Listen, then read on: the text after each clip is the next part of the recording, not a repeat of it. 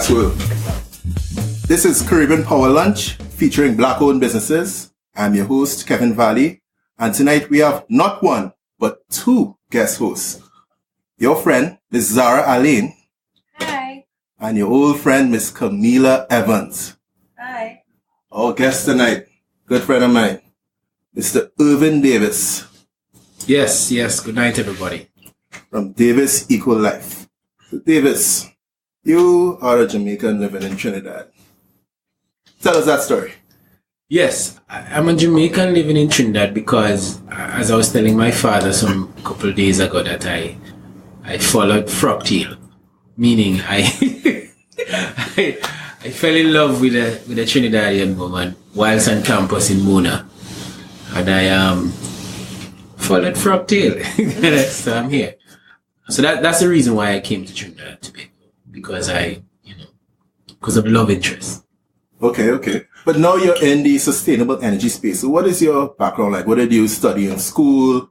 How did you get into this industry? Well, I actually in school never did anything related to or remotely close to anything to what I'm doing now. When I entered university, I wanted to be a history professor. So my first degree is actually in history and some human resource management. But in the middle of the degree, I don't know, I got bored, I got uninterested. I started to pursue something else, which was I wanted to be a chef. Oh, I thought you were going to say frogtail. No, I didn't. The frogtail was part and was part of the course, really. But I wanted to be a chef, and I ended up, whilst on campus, working on campus, because how it works with my family was that you got a stipend at the end of the month, and it's bare minimum. Your family gives you a stipend? Yeah, man. You get a stipend. My father gave me a stipend at the end of the month. And what would happen is that you cover your bare minimum. But if you have girlfriend and you get car, but no access to gas. So you have to buy gas to put in car, and you have girlfriend, you're going on date, you're doing things. You need extra money. So, you needed to, if you depend on the stipend, you don't go anywhere. So I started to moonlight as a cook at one of the restaurants on campus. Okay. And that expanded into the Hilton Kingston, and that further expanded to, on weekends I used to go to those places that keep weddings. I used to work at some of those places. So what would happen is that whilst doing my degree, I would, as I said, moonlight cooking in various locations to supplement my stipend. You didn't bring any samples? No. Next time. Okay. So you still haven't told me what inspired you to get into... What happened when I left university is that I got a job on a cruise line as a cook. Oh, nice. Yeah. So I wanted to leave home, but I didn't want to pay any rent. So getting a job on a cruise line made sense for me because, I get a chance to leave home, I get a chance to be a cook. So I got a job on a cruise line. And in Europe, all over the place, you're seeing wind farms, you're seeing all kind of energy related stuff.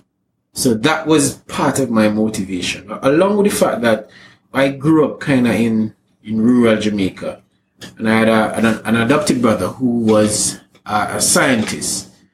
So I kind of lived on a farm initially, and on the farm we had a biogas plant, and he basically utilize all the dung from the pigs, the chickens, all the animals to create gas for us to cook on the plant, in home. And then by extension, what he used to do is that he used to, let's say a Bermudez would have steel biscuits.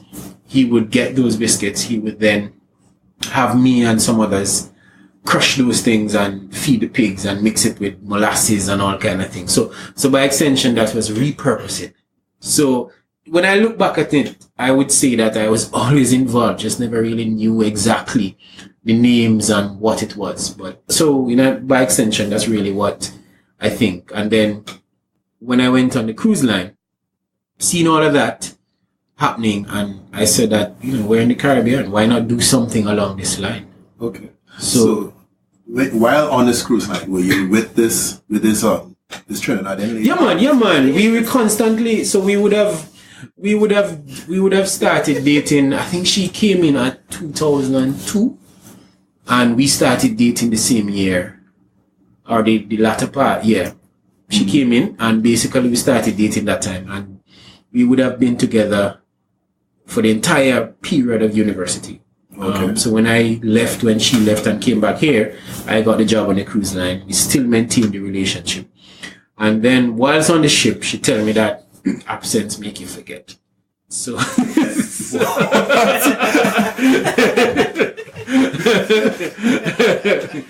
I thought it made your heart fonder, but with her, she said it make you forget. So I need to decide what I'm doing.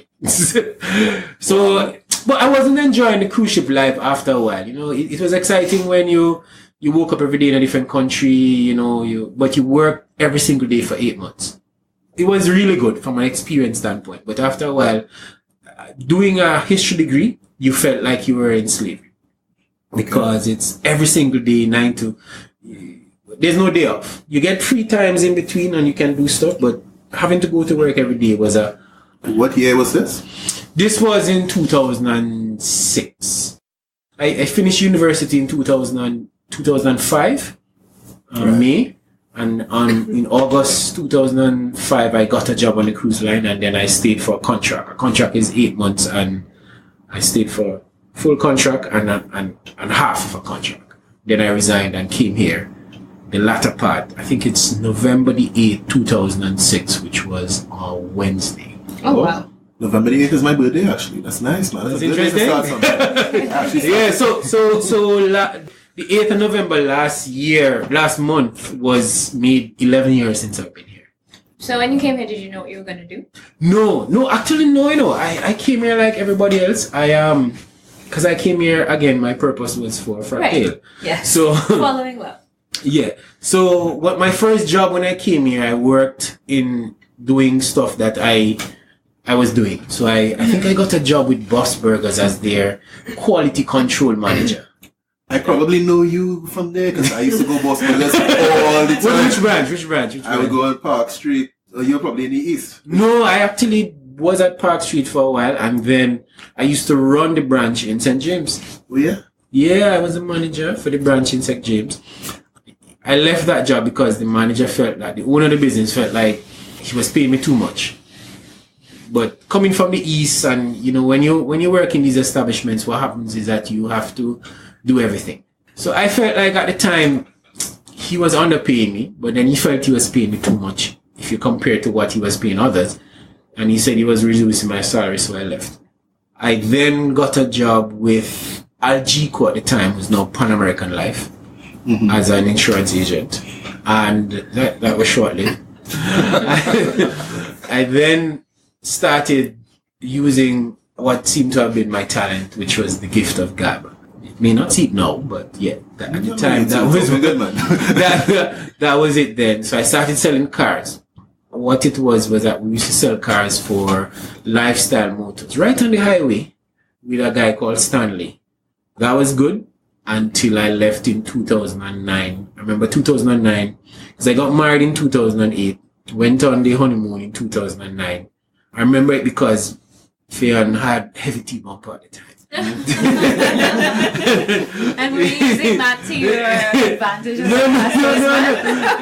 It was. I remember it because I didn't spend Carnival here. We went to Jamaica, and when I came back, I haven't worked for anybody per se since 2009. Okay. So since 2009, I've been self-employed and employing. So 2009 is when you founded Davis. Yeah. Right? So we started in 2009. Actually, we registered the company as it's called Dome Builders. So the vision behind our business was really to be able to build eco-communities. Communities? Yeah. So what we wanted to do was to build eco-communities. Communities that are fully self-sufficient, that's fully off the grid, and communities that could withstand hurricanes. Right. Like for instance, you'd have seen in Dominica, for instance, where entire communities are just gone. The country. That was horrible. Yeah. So we wanted to do, and so the company's name was Dome Builders. And the intention was to source international funding and, launch and develop it along that line. We actually had a MOU with E-Tech, at the time. Oh, yeah? Yeah. We had a MOU with E-Tech, and the MOU really was for them to facilitate out of Tamina.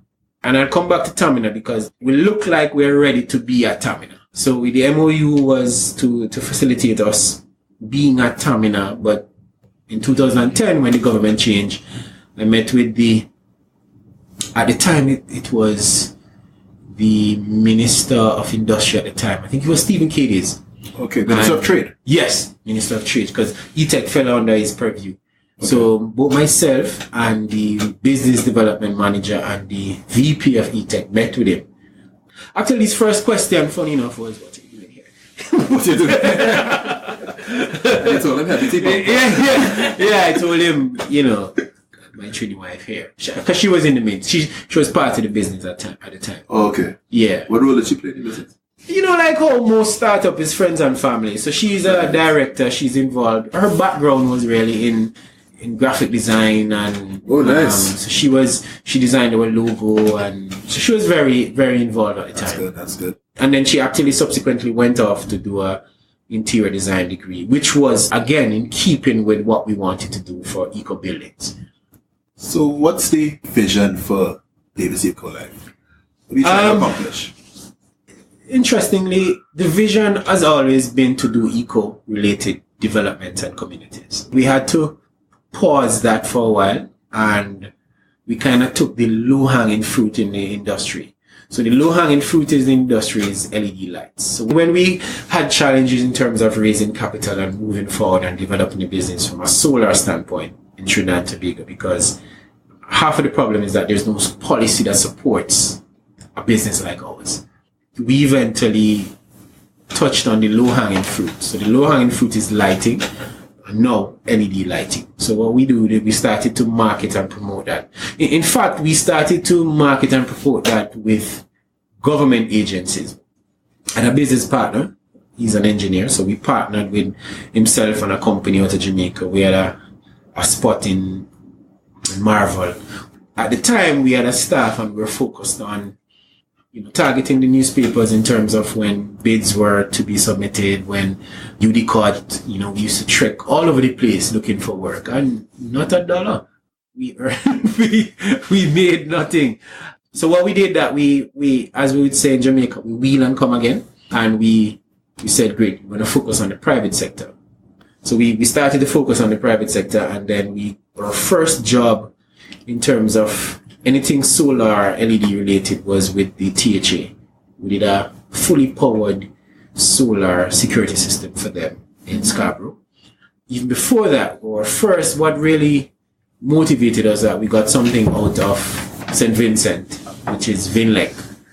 They bought some pilot lights for a street lighting project. So I said to myself, boy, if me can stay here and sell products to Vinlec, something can happen. So that kind of gave me the motivation to continue. Because the building aspect of it didn't work, we rebranded in 2012 and we called the company Davis Ecolife. Nice name. Yeah, because we felt like it kind of more is a lifestyle. It's not only about a particular product. It's a lifestyle. It's a way of living. So we said let's do that, and we started promoting that. And our first client locally then was Nestle Trinidad. How did you get a client like that? That was a pretty big client, but it was a pretty challenging client to get because you face all kind of things. Some good, some bad. We waited about, after submitting on site visits, and I still have some shoes at the time because I was on foot patrol, that we walked down and those have holes in them, where it took us about 3 months to get onto the system. These corporate clients is that you have to be on the system for you then to be considered. About 2 weeks after we got on, we got the job to do the warehouse, which was a international warehouse, and their chocolate room. Because I think back in the day, they had a lot of chocolate was a big part of their business. Uh-huh. I didn't know that, but it seemed to have been the case. So we got that to do. The value of that was about $140,000. TT? Yes. That's about 20,000 US? Yeah. But the funny thing about that is that they don't give a deposit. So you can imagine you get your first contract. You don't know how you're going to fund the contract. And, you know, you need to do this job to make an impression. So that in itself was a challenge. So even after getting the job, you needed to find money to do the job. Friends and associates jump in and we were able to do the job. And subsequently, we got additional jobs out of Nestle. So we were there for a while. Back in those days when you just started, not a lot of people were inclined. You know, LEDs was a new thing. It was very expensive. You had to sell it on the long-term basis where it lower your operational costs, the maintenance aspect of it, the corporate social responsibility aspect of it. You know, it's like you season your chicken and you don't cook it one time, you leave it for marinade and you go back a little while. It is best if you go back, let's say, next day. And in this case is 3 months. but that's how it used to be. That's not the case now. It's an easier sell. Lots more companies are more inclined, but particularly the international companies are more inclined. The international companies? Yeah, man. The companies that are... Multinationals. Yeah, they are more inclined. Cause they seem to have a health and safety policy that's very robust. And B, they seem to take complaints from their staff in terms of just general... Because lighting improves your production. How does lighting improve your production? Well, let's look at it like this. If it is that you're in an environment that you feel good about yourself, you're excited to be at work, your production levels would be higher. If it is that you're at work and oh God, you're feeling drained, then you're not going to produce as much.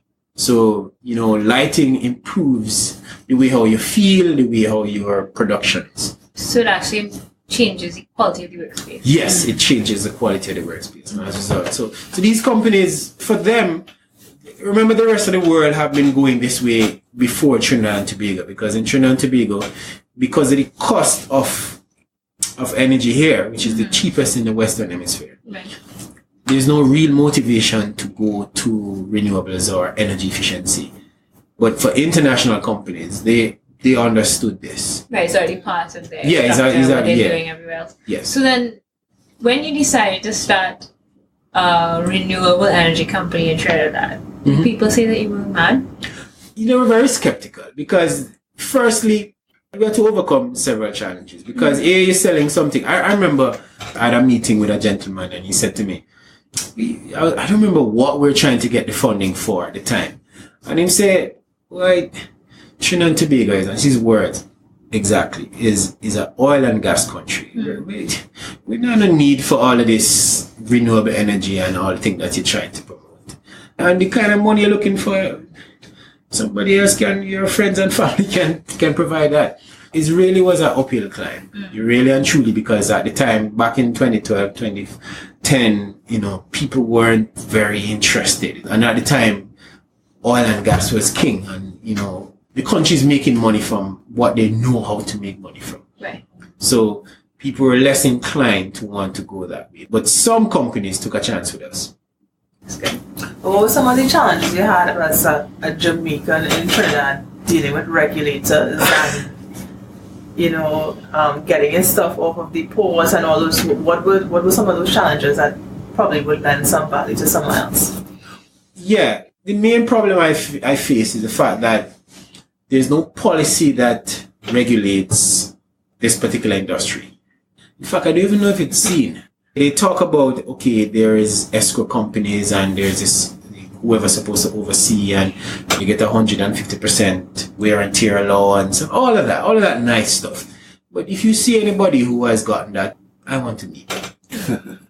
I think we're definitely in the nascent stage of renewable energy in Trinidad. But there's definitely movement taking place. I know there's the Green Fund, where the government has allocated a certain budget to green projects, to green initiatives.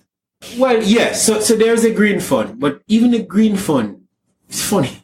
It's funny you mention the Green Fund. The Green Fund is really from corporations. They make a contribution towards the Green Fund. And for a while, it has been sitting dormant. So the Green Fund is really there for access for individuals who have community-based projects and, along the line of energy efficiency but community-related stuff are supposed to be undertaking projects. But it's still very difficult to access these funds. The fact that you have a policy that you really, I'll give you an example. In other parts of the region, if you import LED and solar related products, it's duty free, tax free, because they would have changed their customs regulations to support this. In Trinidad and Tobago, it is not. Or it depends, really. It depends on the officer that you meet. It may be or it may not be. Depends on the officer that you meet. Yeah, it depends, because there's a policy, but the policy is not implemented. It hasn't been ratified properly. So for the last 7 years, you have had a policy that has just been meandering, so to speak. So nobody really knows, really. Somebody say, well, the government did it, but they never send anything to us. So it's just there. So we still pay duty on LEDs. You still pay duty on solar related products. So for me, it is a huge challenge, because Trinidad and Tobago is starting at the back of the race in terms of energy efficiency, because the policy that we have locally is developed from taking bits and pieces from other policies regionally. Mm-hmm. But even then, you haven't been able to implement anything in the policy. So for me, that's a major, major challenge. But we have figured ways to work with and around it. So does this include solar panels as well? Because I remember I did my undergrad in Jamaica, so I spent a few years in Jamaica. Mm-hmm. And solar panels are rampant across there. Yes. In fact, recently I saw a company in Jamaica that was at an IPO out. They're raising significant capital in the market in order to expand their business in terms of being able to deliver solar and energy efficient products to the Jamaican market. So as I'm saying, in these places, the cost of energy, when you're talking about a situation where Trinidad and Tobago pays about 9 cents TT per kilowatt hours, and the rest of the region pay anywhere between 26 cents, 35 cents, 40 cents US per kilowatt hours, then you see where the motivation is for this. And from an investment standpoint, people are going to be more inclined to want to go that way because it's way more attractive. Where we're hearing that next year the cost of energy will change, I'm actually looking forward to that. I think the last time it had changed was in 2006 or something like that, or 2007, where it hadn't changed for about 16 years prior to that. So I think now, given the varying deficits from a subsidy standpoint and the present state of the economy, then I think really and truly they have no other choice but to really. So I'm actually looking forward to that, because some policy would have to change, and then the country would be more inclined to want to go that way, because it affects. You see, as long as it affects your pocket, then people are going to be more inclined to want to make a switch from household to commercial clients, just a general man on the street. So then, how come you haven't transitioned to the Jamaica market, which seems to be a lot more viable than here? Well, again, we go back to Froctail. Wow.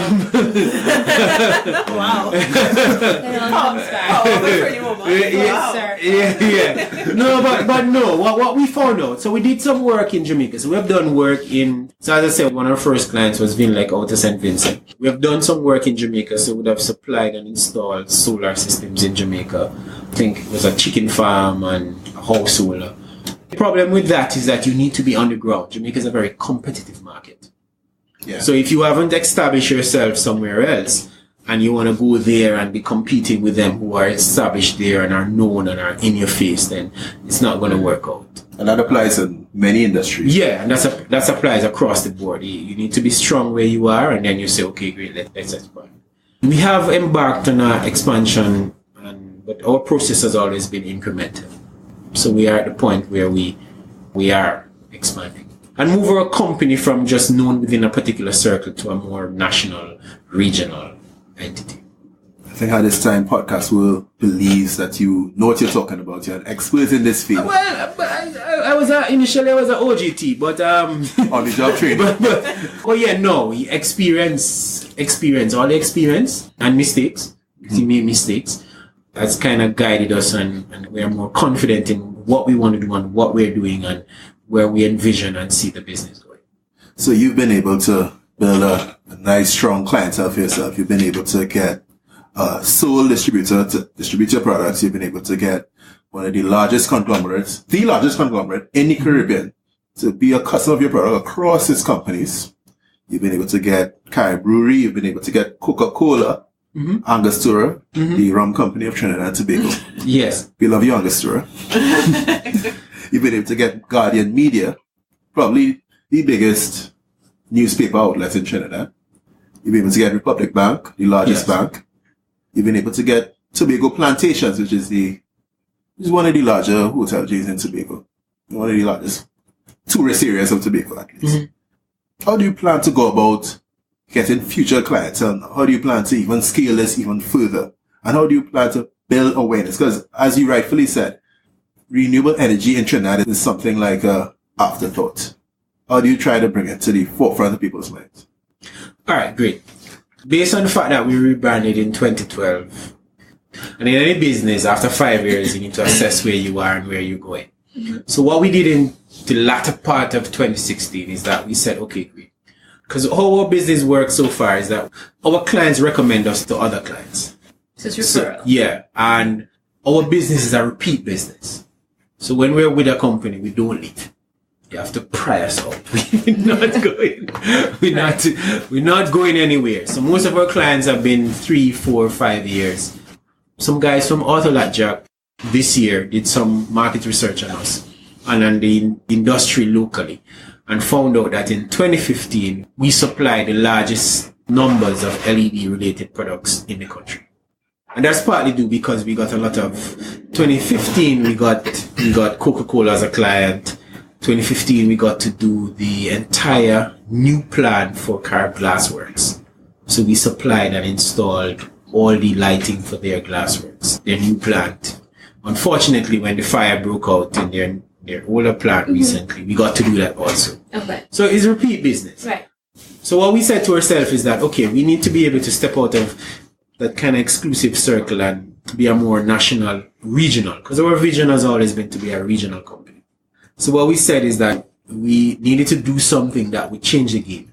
We went back to our roots, which is doing eco-developments, eco-communities, and we built something along with, approval from our partners, the Antimacal Group, something called an EcoPod. So the EcoPod is a building that we have dubbed is fully energy efficient and self-sustaining. So this building is really our segue really into the national/regional market. And then we have even developed that into something that we call a superpod. So what we're going to do is that we're going to launch the EcoPod. We'll involve all our clientele. We'll have the media, we'll have radio programs being broadcast from the EcoPod. We'll have TV programs that are powered by renewable energy. So something different, being able to, for potential clients and individuals, school children to interact, be familiar with, let us be a household name. That's how we envision how we make our next. What's the difference between a superpod and an EcoPod? Just bigger. So the superpod is bigger? Yeah. We have had strong industrial partners out of China. China is the world's factory. You could get whatever you want out of China, just depending on who you deal with and what is it exactly that you want. So what we have done, given the fact that our business prides itself on repeat business. So we want our products to be as reliable as possible. Cost effective and reliable. It's kind of hard to do, but we've managed to do that.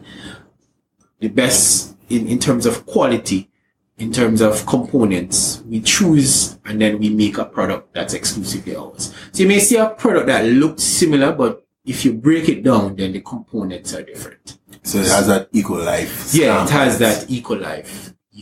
Now you have a lot of local players in the industry, but they distribute products for other companies. We don't do that. So you guys make your own stuff? Yeah, we make our own stuff. And so with that experience, the intention is that we want to be able to assemble these products locally.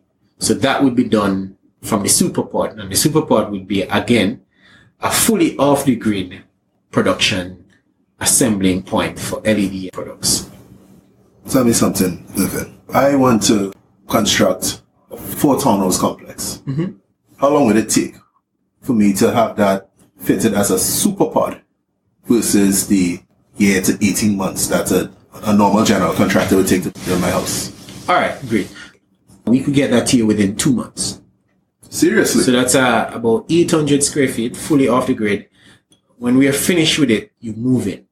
In fact, we could even outfit it for you. EcoPod offers you energy efficient lighting, full 10 kilowatt or 7 kilowatt system to power it.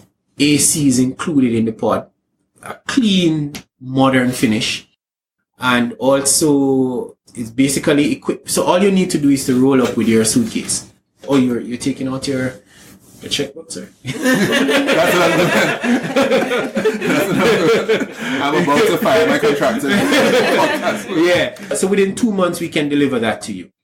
For a super structure, it will take about 4 months, 4 to 5 months. What we offer you is a kind of turnkey solution. So, cost.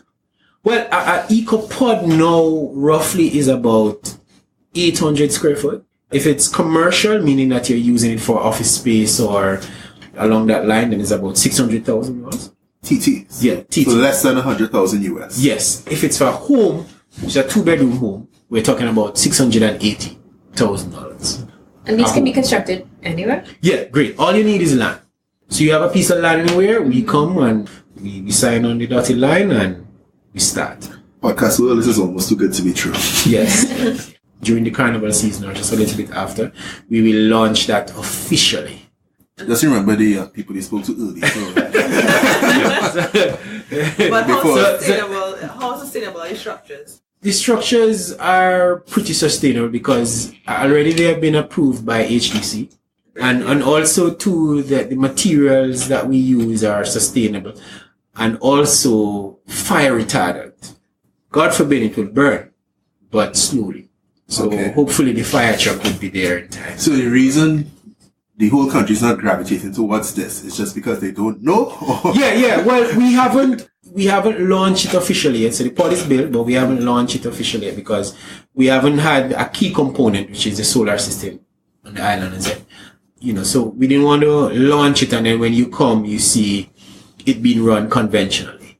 We don't want to misrepresent what it is that we're offering today to the public. Excellent. Let's talk next level. I want you to assume you get a significant investment. Mm-hmm. So we're recording this in December. Let's assume you get a significant investment January 2nd, because January 1st you're busy drinking. You get it? What are you going to do with that investment? How are the company going to look by December, and how it's going to look maybe 3-5 years from now? By mid-year, we should be a household name in Trinidad. We should be in your face.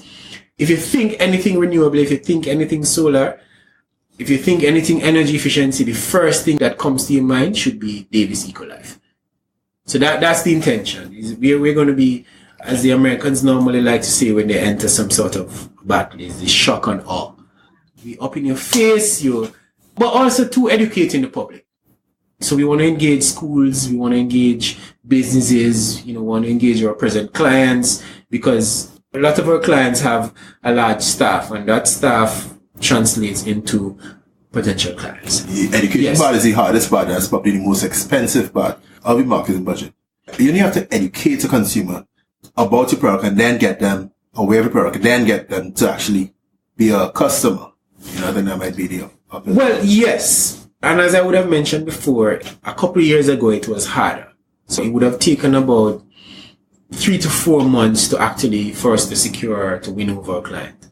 No, it's really a couple of weeks, could be within the same day. The client now, they are more aware and they are more inclined to want to go that way. Let's say, for instance, you decide that you're going to switch your home to LEDs, right? LEDs is a low-hanging fruit in the industry. If, for instance, you switch your entire home to LEDs, you would be saving at the end of that month between 20 to 30% on your utility bill. Okay. So when you start to have that discussion with a client, and two, fortunately within your tax, you are able to write off some of that cost when you file your income tax. That's even more saving. Yeah, so that's even more saving. So it's not as hard as it was a couple of years ago. And what the EcoPod is really supposed to be doing is that you're now able to touch and feel. You're now able to walk into a space that looks different, and when you go into the space, everything there is powered by renewable energy. So you're going to ask me how the solar works. Can it power your AC? Can it power your fridge? Everything inside the pod is going to be powered by renewable energy. And our system is a very interactive system too. It's an all-in-one system. So battery, inverter, charge controller, everything is in one cabinet. And what it does is that on the system, you could actually see the charge levels of the system, how it's being charged, what's going on. In fact, you could even control it from on your phone. Really? There's an app? Yeah, there's an app. So it's a smart system. Nice. So what we're doing is that we're incorporating the varying technologies out there to make sure that it's a easier sell to the clients. So you're moving from the commercial space where you are now with the LED lights into hopefully residential and commercial space in terms of actual space with the pods? Yes. As it is now, we offer you two options. If, for instance, you want to do a pop-up business, if you want to do a pop-up restaurant, if you want to anywhere. So anywhere you feel like you want to do a business, you can supply we could do that for you within 2 months. Okay. And that's commercially. For instance, again, we have a target market for the ecopods from a residential standpoint, where if it is that you have a piece of land in a remote location where it would have been difficult in normal circumstances to get tea and tech there, then the pod comes with its own power source. So you could have that pod there. It now provides you with the option where you could generate foreign exchange, Airbnb, tourism related activity, especially now in a space where US dollar is a major issue. We want to be able to empower regular citizens, regular people to be able to generate their own currency. That's interesting. That's an interesting solution to that particular problem. Yes, it is. What do you see as being your greatest challenge of getting that level? So there's the education of the client, there's the awareness, etc. Is that the biggest obstacle? Is policy the biggest obstacle? How are you going to make that leap? Because is the vision that you start to see ecopods everywhere? That instead of buying a house, you buy an ecopod? Yes. I'm not categorically yes. no, but really and truly, it can be a mix. So even if you want to go with your traditional home, we could supply with the energy to power that home. Right. So it's also to figure out how to incorporate more renewable energy into a sustainable way of living. Yeah, it's about changing your lifestyle. It's about being more conscious about your environment. Because global warming is real, it's not a myth. And more than likely, we in the region are the ones that are going to be affected by it most. Small and developing states. Yes. So we think that we're doing our part. We also have the vision where we would like to be able to be a energy provider. We want to be able to say to one of our major clients that, okay, great, we will supply throughout the day 50% of the energy that you use. Throughout the days where all the AC, lots of activities in your building. So we would like to be able to do that. But then there needs to be policy that supports that. Presently, that doesn't exist. Right. Net metering, grid tie, all of that needs to be regulated properly so that, let's say, for instance, you buy an EcoPod from us. The EcoPod comes with 10 kilowatts of power, and in some cases 7. You rarely use 5. If you have a policy around renewable energy, as a owner of an EcoPod, you could tie that into your national grid. Right. And sell it back to, and that's happening regionally. That's happening in other jurisdictions. So you now have the ability to, instead of TNTech selling you a bill, they send you a check. Right. and that sounds fantastic. But so what gets us there? So how do we close that gap? And then are there regional players who are doing it correctly, who you can look to? For that example? Yes. As I would have mentioned to you before too, is that the policy, because Trinidad and Tobago kind of, the oil and gas is a mainstay. And it's funny too, because when we started, the gas aspect of it, there was a shortfall of about 15%. And presently the shortfall is about 20%, so it's growing. And how we envision it is that really and truly what you should be doing is use more renewable energy and energy efficiency related, do more of that. And then use the gas to generate the heavy industry and sell those products where you could earn foreign exchange. So if you develop a policy that's strong, that supports renewable energy, You'll have regular householders who don't need tea and tech. You need to be able to empower householders to generate their own power. Empower them to be more energy efficient. That comes with awareness, that comes with education. But I think from a policy standpoint, the government needs to play a stronger role in terms of regulating that industry. I've seen it as something that's important and something that we have been falling behind in, and we need to step up. That would be, of course, in partnership with like the larger private sector players who are seeing the impact on their own bottom line. Yes, they are. I want to take a step back, actually. We've gotten deep into the technical side of what Davis Ecolife does. But I want to take a step back because this podcast also talks a lot about entrepreneurship and how people become this force that starts a business. So although we make it seem like this was just, something you came up with one day, how did it go from being an idea that you had in your mind to being an actual company that has clients, that's building a reputation, that's scaling? How does that happen? What's the process? I have about 5 pairs of shoes home that tells that story. They have holes in them walk down, it's a lot of legwork, a lot of times when you feel like you want to give up, a lot of, as we'd say in Jamaica, a lot of hungry days. But right. It's believing in something that you feel can work and you know can work, and you just continue. And what made you think it would work? You're starting off in a challenging environment. Yes. Doing a challenging field. What makes you think, you know what I want to do? I'm a history major and I've just been, being a chef for these many years. You know what I want to do? I want to open up a renewable energy industry in a country which is run on oil and gas. What makes you take that leap? My life has been one where I've always been faced with challenges. Okay. And I felt that this particular area that we could make a difference. And I think to some respect we have already, and I do think that we do have a lot more to make. As I said to you, in one of the years, we were the leading importer of LEDs in the country. So we're not a regular electrical company that we now see this as part of our business model. We started out exclusively doing efficiency and renewable energy related activities.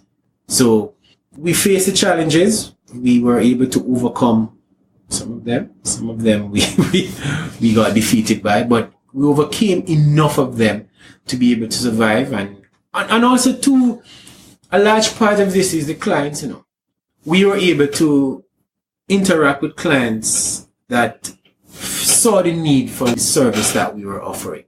We were able to offer them a product and also offer them a service that stood the time. As I would have said to you, I worked on a cruise line. So, but really and truly, my background, I kind of feel I worked in the tourism industry. So my thing is service, which is why repeat business is a major aspect of what we do. Clients recommend us to other clients. So when we deal with a client, when we do business with a client must be happy, we must be happy. If it is that they have a problem, they need to call us. Just like how if you have a ghost in your house, you call Ghostbusters. Fair. I do that all the time. Who else are you going to call? Yeah, you call Davis Ecolife. I remember one of the larger ones when we were doing, for instance, the Carb Glass Work building. The CEOs or the directors of the group. Because we beat out, for instance, we were able to win these jobs over, let's say, their own internal electrical companies. So when that happened, they said, okay, who are these guys? Davis Ecolife. Who is he? We don't know them. But when we sent in the recommendations, the customer references, and they called the customers, they called us after. So Davis, could you come in? So I think that in itself speaks for itself. We are a client-oriented company. And your clients then build your reputation. Yeah, it's our clients. It's our clients who support us, and we have to give thanks to them, because if it wasn't for them, we wouldn't dare. What would you consider to be what would you consider to be your greatest inspiration in what you do? What makes you get up out of bed every morning? We get a sense of joy from being able to, let's for instance, we have a client who they have a major audit coming up tomorrow. And when we go in and do what we need to do, they pass that audit with flying colors. And they call us back and say, Mr. Davis, thank you, sir. That's a sense of pride, of joy. It tells us that, look, we made a difference. So all those things go. And we kind of believe that we're still flying that flag of efficiency and renewable energy. I wouldn't say exclusively, because you have other players, but we are one of the players in that industry that would make a difference. Inevitably, we will. Would you consider yourself a game changer? I think to a certain extent, yes. The guys from Autolac who did that marketing research thing on us, I think they referred to us as first movers. Yeah, they referred to us as pioneers. And as a history guy, I'm excited about it. Right. Creating history. Yeah. We are, whatever you want to say, we were part of it. Trailblazer. Yeah. In terms of practical tips for our listeners out there, this is kind of twofold. So our listeners out there who want to reduce their carbon footprint and be more energy efficient in how they operate. I think we would have mentioned before low-hanging fruits. But even before we get to low-hanging fruit, is awareness, is education, is being able to know that, okay, great, if you don't need a light, turn it off. And we offer you lights that are censored. You leave the room and the light automatically goes off. But the low-hanging fruit, really and truly, a simple switch from your 100 watt fixtures, your 23 watt fixtures to a 7 and a 12 watt fixture would mean that you save significantly, because LEDs use 60 to 80% less energy than your conventional fixtures. So if it is that you are a residential and even commercial clients, the only thing with commercial is that a lot of their energy usage comes from the AC aspect of their operations. So again, you're going to use sensors, you're going to use smart system, you're going to use building control systems that would be able to manage all of that. But from a regular householder, a simple switch. Even before you make the switch, just even remember it. But if you can't remember, we will give you motion activated lights. So those lights, you're not there, they're off. How does podcast will find you? So we're located in Grand Bazaar at the moment, which is where the EcoPod is located. So that's our base for now. Until that later part, we should move to our EcoPod or a SuperPod, which would be our assembly line operation for energy efficiency and renewable energy products. Okay. What about the listeners from outside of Trinidad? Oh, great. So they could check out our website, davisecolife.com. You could send us an email directly there. We have a Facebook page that you could contact us the same way, davisecolife on facebook.com. And also a regular phone call, 325-6424. You could get us. All right. Yeah. So you might have some ladies calling you who may not really want any renewable energy. Or renewable energy. It's okay. You know, the gift of God, they'll eventually purchase somebody. So Yeah. Yeah. So that's good. Okay, great. So if I am a young graduate coming out of one of these alternative energy programs, there's some new programs at the Lockjack in Trinidad and also in regionally for alternative energy engineering, etc. What would you say? Do I have to leave the region to get into this business, or are there opportunities for me here? Great. So the region for me is a emerging market. There's so much to do. The region spends as much as $2 billion on energy related generation, on oil and gas and energy related activity. The fact is we still need a lot of conversion. There are a lot of countries, a lot of places that you still need to do, you switch over. So there are several avenues for you to find opportunities. Not only find, but create your own. So the opportunities are there. You just need to embrace, be open-minded, work with established companies. But there are several opportunities that you could explore. Right. There you have it, podcast world. Thank you very much to Mr. Irvin Davis, Mr. Davis Ecolife. Great. It was a pleasure. I really appreciate it. Zahra, Kamilah, thank you very much, ladies. Thank you. Pleasure. Podcast world, we are out.